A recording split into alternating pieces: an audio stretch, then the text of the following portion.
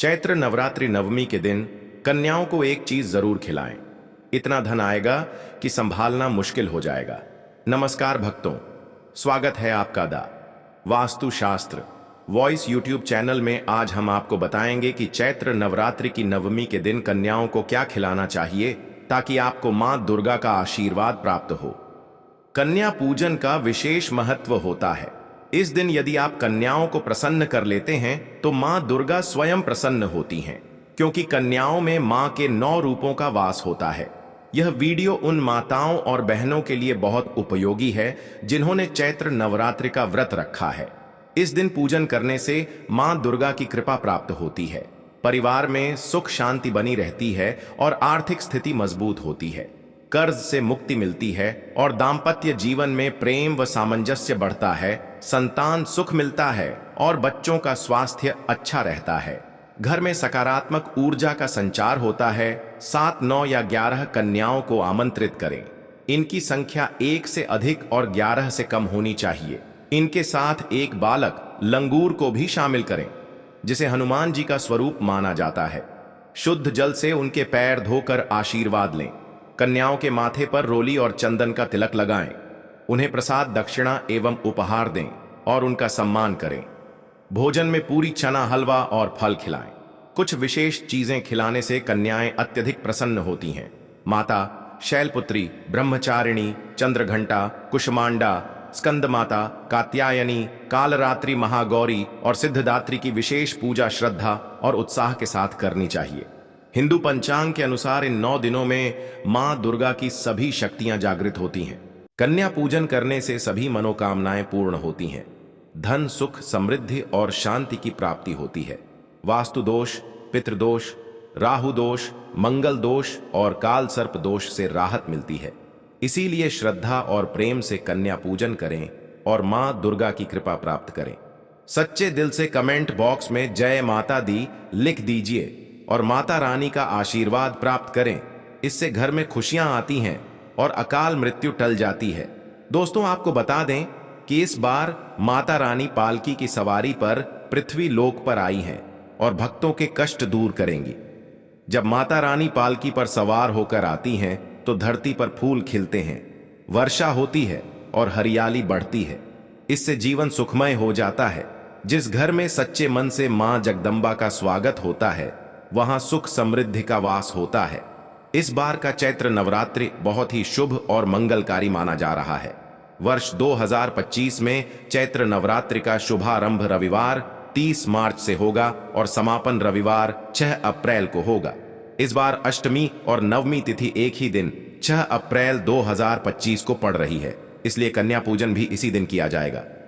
30 मार्च रविवार मां शैलपुत्री, 1 अप्रैल मंगलवार मां ब्रह्मचारिणी, 2 अप्रैल बुधवार मां चंद्रघंटा और मां कुष्मांडा, 3 अप्रैल गुरुवार मां स्कंद माता, 4 अप्रैल शुक्रवार मां कात्यायनी, 5 अप्रैल शनिवार मां काल रात्रि, 6 अप्रैल रविवार मां महागौरी और मां सिद्धदात्री अष्टमी एवं नवमी। इस वर्ष पंचमी तिथि का क्षय होने के कारण नवरात्रि 8 दिनों की होगी। कन्या पूजन 6 अप्रैल 2025 को ही किया जाएगा, इसलिए इस दिन कन्या पूजन अवश्य करें। शास्त्रों के अनुसार 9 दिनों के चैत्र नवरात्रि को बहुत शुभ माना जाता है, जबकि 8 दिनों का नवरात्रि उतना प्रभावशाली नहीं माना जाता। 10 दिनों का चैत्र नवरात्रि विशेष रूप से शुभ होता है।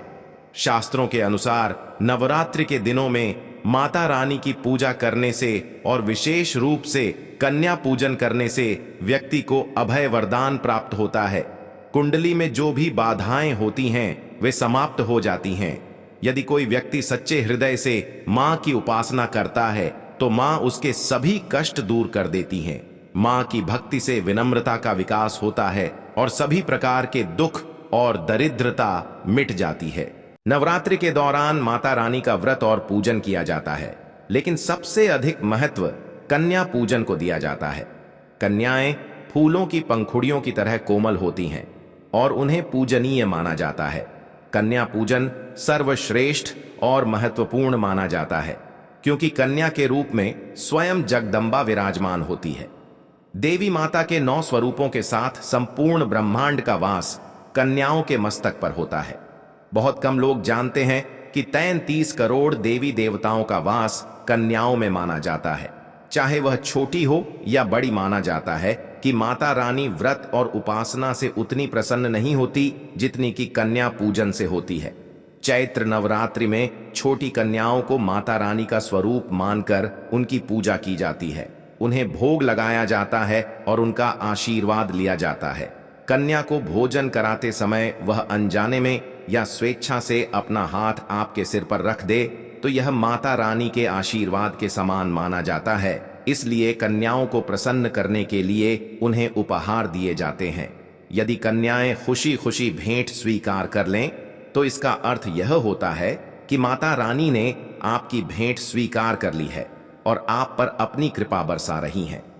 माता रानी अर्थात माता वैष्णव जब किसी की भेंट स्वीकार कर लेती हैं और कन्याएं प्रसन्न हो जाती हैं तो समझ लीजिए कि उस व्यक्ति को माता रानी का आशीर्वाद मिल गया। उनकी कृपा से उसे मनचाहा वरदान प्राप्त होता है। कन्या पूजन कोई साधारण पूजन नहीं है। इसे समस्त ब्रह्मांड में होने वाली पूजाओं से भी श्रेष्ठ माना जाता है।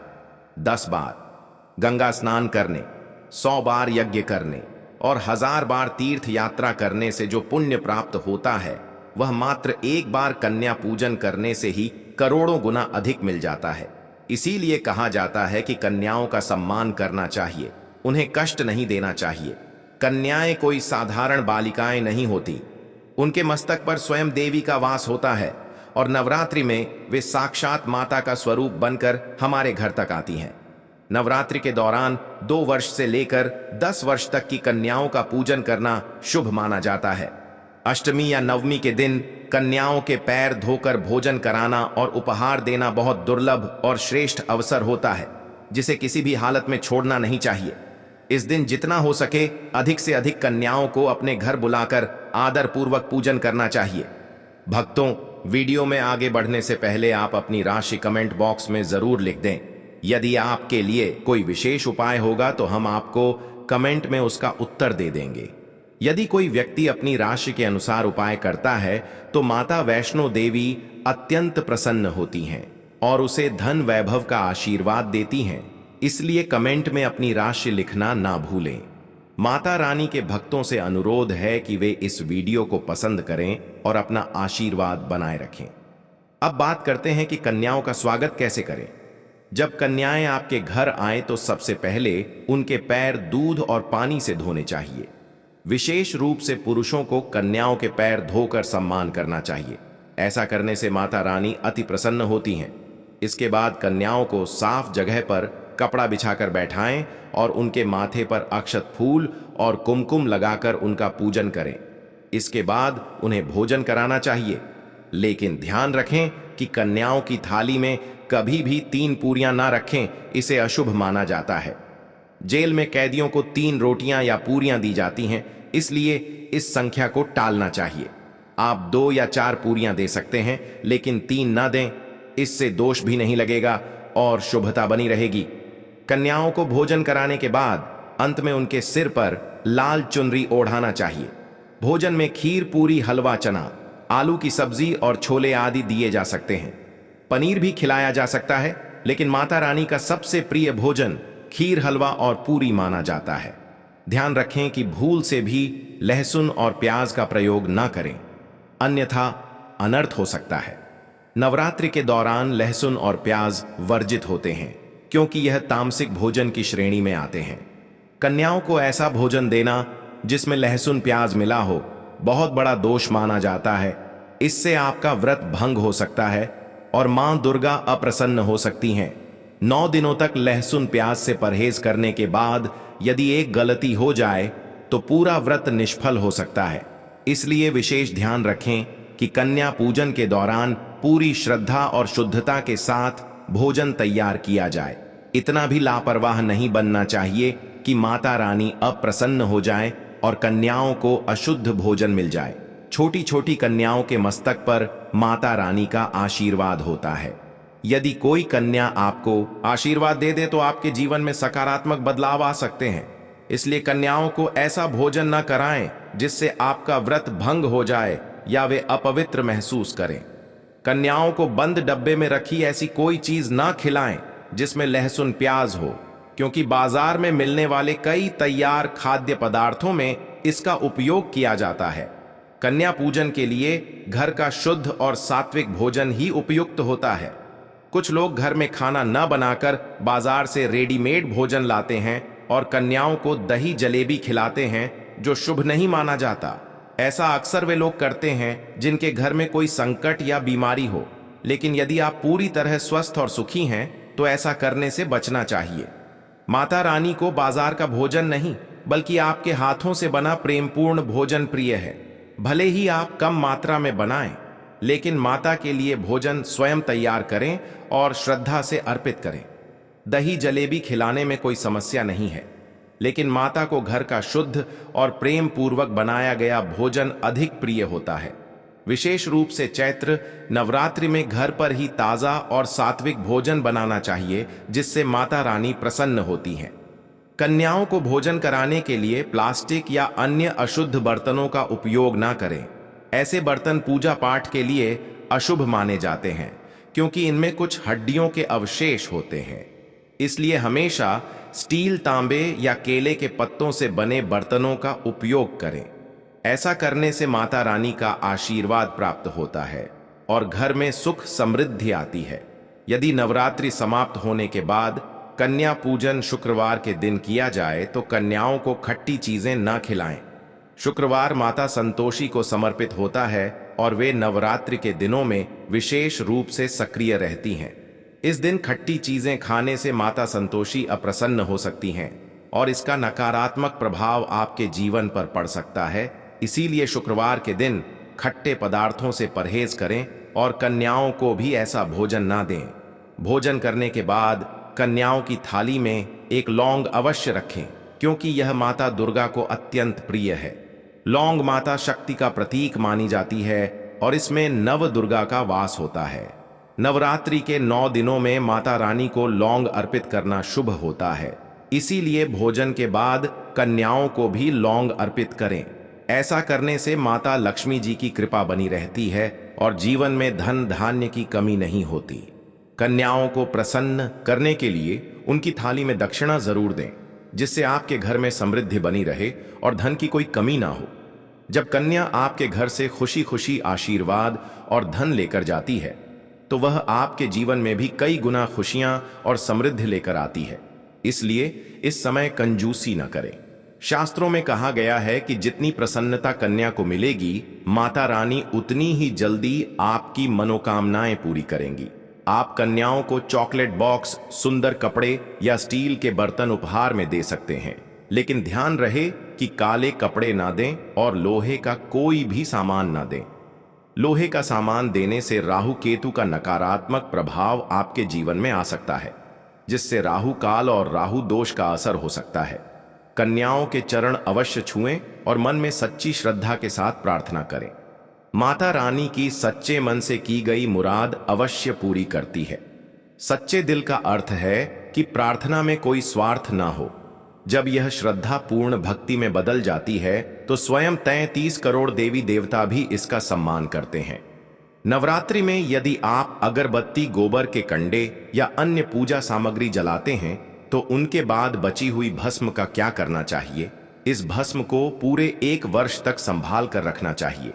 अगरबत्ती, गोबर के कंडे और धूप जलाने से बनने वाली भस्म बहुत पवित्र होती है।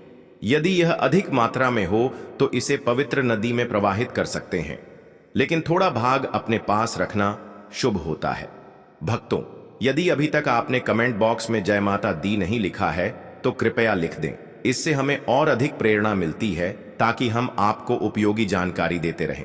हम केवल आवश्यक और लाभकारी बातें ही साझा करते हैं, जिससे माता रानी की कृपा बनी रहे और हमें भी आनंद मिले। अब सवाल उठता है कि इस भस्म का उपयोग कैसे करें? अगरबत्ती की भस्म को पूरे साल संभाल कर रखें और थोड़ा थोड़ा सेवन करें। इससे आपकी आध्यात्मिक उन्नति होगी, सोचने समझने की शक्ति बढ़ेगी और आपकी मानसिक क्षमता इतनी मजबूत हो जाएगी कि आपके आसपास के लोग भी आपकी गहरी समझ से प्रभावित होंगे। जो भी ऐसा करता है उसे 1000 गुना अधिक आपकी सोच और समझने की शक्ति बढ़ जाएगी। जिस भी काम में हाथ डालेंगे उसमें सफलता मिलने लगेगी। भक्तों, एक महत्वपूर्ण बात, छोटे बच्चों को नजर बहुत जल्दी लगती है। यदि आपने माता रानी के लिए 9 दिनों तक जो अगरबत्ती या धूप जलाई है, उसकी बची हुई भस्म को बच्चों के मस्तक पर हल्का सा तिलक लगा सकते हैं। इससे बुरी नजर नहीं लगेगी। अगर किसी को पेट दर्द हो या अचानक किसी हिस्से में पीड़ा हो तो उस स्थान पर यह भस्म लगाएं। यदि किसी पर कोई नकारात्मक शक्ति का प्रभाव हो तो वह भी दूर हो जाएगा। सिर दर्द में इसे हल्का सा माथे पर लगाने से राहत मिलेगी। यह भस्म हर प्रकार की समस्याओं को दूर करने में सहायक मानी गई है। यदि इसे नित्य थोड़ा थोड़ा सेवन करें या बच्चों को दें तो उनकी बौद्धिक क्षमता में वृद्धि होगी। जो बच्चे पढ़ाई में कमजोर हैं उनके लिए यह विशेष रूप से लाभकारी हो सकती है। भक्तों, यदि आप इस भस्म का तिलक प्रतिदिन लगाते हैं तो यह अति उत्तम होगा। इससे न केवल आपके आत्मविश्वास और ऊर्जा में वृद्धि होगी बल्कि आपकी आध्यात्मिक उन्नति भी होगी। जब तक यह तिलक आपके माथे पर रहेगा, कोई भी नकारात्मक शक्ति आपको नुकसान नहीं पहुंचा पाएगी। यदि कोई व्यक्ति आप पर तंत्र मंत्र का प्रयोग करने का प्रयास करेगा तो वह निष्फल रहेगा। अब जानते हैं ज्योत की बची हुई बाती का क्या करना चाहिए। अधिकतर लोग इसे नदी में बहा देते हैं या धन रखने के स्थान पर रखते हैं, लेकिन ऐसा करने से पूरा लाभ नहीं मिलता। यह कोई साधारण वस्तु नहीं बल्कि स्वयं मां दुर्गा का आशीर्वाद है। 9 दिनों तक अखंड ज्योति जलाने के कारण इसमें शक्ति समाहित हो जाती है। इसे पहनने या अपने पास रखने से कई लाभ मिलते हैं। यदि आप मां दुर्गा की कृपा प्राप्त करना चाहते हैं तो इस ज्योत की बाती को धारण करें। भक्तों, यदि आप सच्चे मन से मां वैष्णवी का आशीर्वाद चाहते हैं तो कमेंट बॉक्स में जय माता दी लिखें। माता रानी आपकी झोली खुशियों से भर दें। नवरात्रि में छोटी छोटी कन्याएं स्वयं माता रानी का स्वरूप होती हैं। इसलिए जब आप कन्या पूजन के लिए भोजन बनाएं तो उसमें से 2 पूरियां गाय को जरूर खिलाएं। यदि इस दिन आपके घर के पास कोई गाय आ जाए तो उसे प्रेम पूर्वक भोजन कराएं। गाय माता लक्ष्मी जी का स्वरूप मानी जाती है और उनके शरीर में 33 करोड़ देवी देवताओं का वास होता है। यदि आप उन्हें भोजन कराते हैं तो समझिए कि आपको सभी देवी देवताओं का आशीर्वाद प्राप्त हो गया। कुछ ही समय में आपके जीवन में सुख समृद्धि का आगमन होगा। माता रानी की कृपा आप और आपके परिवार पर सदैव बनी रहे।